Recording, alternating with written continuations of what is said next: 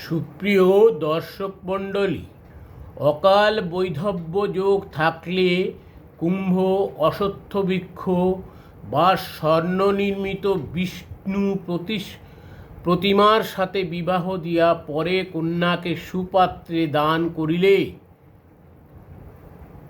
উক্ত দোষ নষ্ট হয়।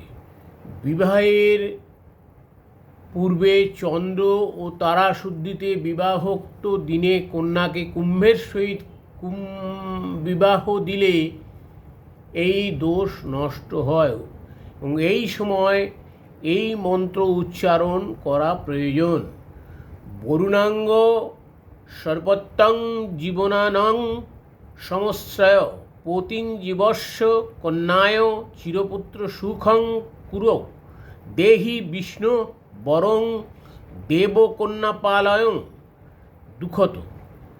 এইরূপ কুম্ভ প্রার্থনা করিয়া কন্যাকে অভিষিক্ত করিবেন, তৎপর বস্ত্রাঙ্কর ভূষিত করিয়া সুপাত্রে দান করিবেন।